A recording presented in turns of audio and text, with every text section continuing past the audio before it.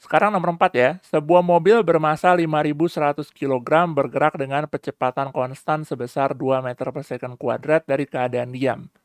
Setelah 10 detik, energi kinetik benda tersebut adalah, nah, kita catat dulu nih massa yang diketahui ada apa aja. Ada massa bendanya ya, 5.100 kilogram. Terus apa lagi nih? Percepatan bendanya, yaitu 2 meter per second kuadrat. Apalagi dari keadaan diam. Oke, dari keadaan diam berarti kecepatan awalnya berapa? 0 meter per second gitu ya. Nah, kita pengen tahu setelah 10 detik energi kinetiknya berapa gitu ya. Berarti T-nya sama dengan 10 detik gitu ya, 10 second. Berarti kalau kita mau sebelum nyari V-nya ya, berarti kita kan mau nyari energi kinetik, masih ingat gimana? Setengah dikali M dikali V kuadrat. Nah, yang ditanya adalah EK pada saat detik ke-10. Berarti kita harus tahu dulu kecepatan pada detik ke-10 gitu ya. Yang kita baru tahu kecepatan A, kecepatan awal gitu. Nah, caranya gimana kita bisa dapat VT-nya? Sebelum kita masuk ke EK, persamaan EK, kita balik lagi dulu GLBB ya. Percepatan itu sama dengan apa sih? Perubahan kecepatan setiap waktunya. Setiap selang waktu gitu ya. Setiap selang waktu. Nah, delta V per delta T itu apa? Delta V-nya itu apa? Kecepatan akhir dikurangi kecepatan awal. Dibagi selang waktunya, yaitu waktu akhir dikurangi waktu awal. Gitu.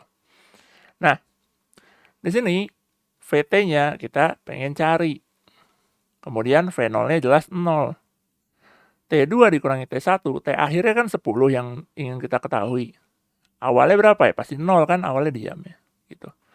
Nah, ini percepatan. Percepatannya kita udah tahu berapa? 2 meter per second kuadrat. Nah, dari sini kita bisa dapat nih. Kita kali kedua ruas dengan 10, ya. Maka, ini jadi 20, ini jadi VT. Nah, ternyata kita tahu nih, kecepatan benda pada saat detik ke-10 itu berapa? 20 meter per second gitu. Nah, ini bisa jadi bekal kita untuk mencari energi kinetiknya gitu ya. Kita masukin nih ke persamaan ini. EK sama dengan setengah dikali M dikali V kuadrat. Nah, kita masukin aja langsung ya. Masanya kita udah tahu tadi berapa? 5.100 kg dikali 20 kuadrat gitu ya. Berapa nih? Setengah 5.100 ya, tetap 5.100. 20 kali 20 berapa?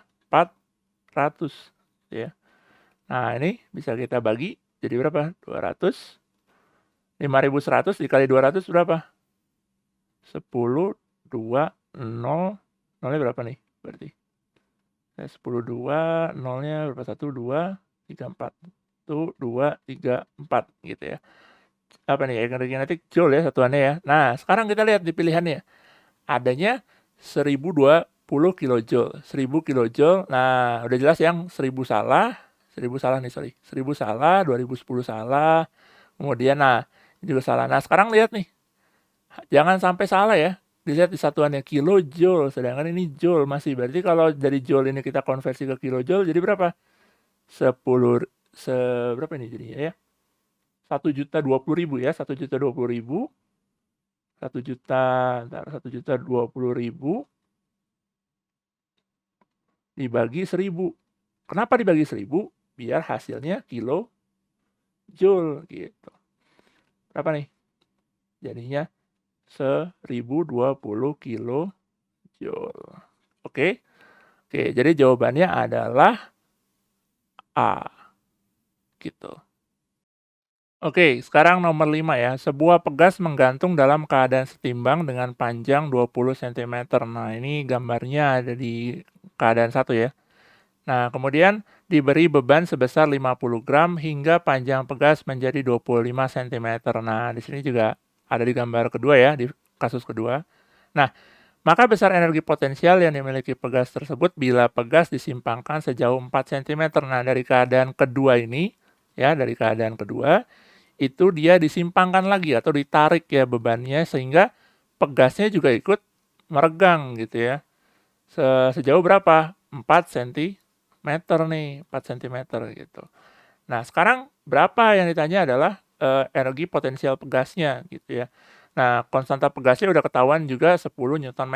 Nah, kita bisa langsung aja nih ya ke persamaan energi potensial pegas. Di mana setengah dikali konstanta pegas dikali apa? Perubahan panjang pegas gitu ya. Nah, di sini kita masukin setengah kali K-nya berapa? 10, ya kan? Nah, perubahan panjang pegas, dilihat nih dari keadaan 2, keadaan 3, dia bertambah berapa? Yang awalnya 25 jadi 4 cm. Nah, pertambahannya inilah yang 4 cm. Nah, tapi jangan langsung masukin 4 cm ya. Kita ubah dulu dari cm ke meter karena satuan SI-nya adalah meter. Nah, 4 cm diubah ke meter berapa? 4 dikali 10 pangkat min 2. Gitu. Kemudian dikuadratkan. Maka berapa nih? Setengah dikali 10 dikali 16 dikali 10 pangkat min 4. Gitu. Nah, dari sini kita bisa langsung nih dikerjakan ya. 2 dengan 16, 4 ya. 16 dibagi 2, 16 dibagi 2, 4. 16 dibagi 2, 8 ya. Nah, kemudian 10, nih 10 dengan 10 pangkat min 4. Jadi berapa? 10 pangkat min 3 ya. Berarti 8 dikali 10 pangkat min 3 apa? Energi itu apa satuannya? Joule ya. Nah, kita lihat nih di sini di pilihan. A 0,008 Joule. Nah, ini sama ya dengan 8 dikali 10 pangkat negatif 3. Gitu. Ya, berarti jawabannya adalah A. Oke, seorang wasit melemparkan bola basket bermassa 600 gram ke atas udara dengan kecepatan awal 2 meter per second. Sebagai tanda permainan dimulai. Saat mencapai titik tertinggi, energi potensial bola basket adalah, nah ini ya, kita gambar dulu aja deh. Kira-kira bolanya sininya titik 0,0-nya, kemudian dilemparkan dengan kecepatan awal 2 meter per second. Gitu. Nah, dia sampai di titik tertinggi nih. Ya, ini keadaan 2 misalkan ya. Ini keadaan 2, ini keadaan 1. Gitu. Nah, kita bisa mendapatkan besar energi potensial bola basket di keadaan 2 atau di keadaan tertingginya gitu, di posisi tertinggi. Itu dengan apa? Bantuan hukum kekekalan energi mekanik. Syaratnya apa? Hambatan udara kita abaikan ya. Kalau hambatan udara kita abaikan, maka energi mekanik di posisi 1 akan sama dengan energi mekanik di posisi kedua.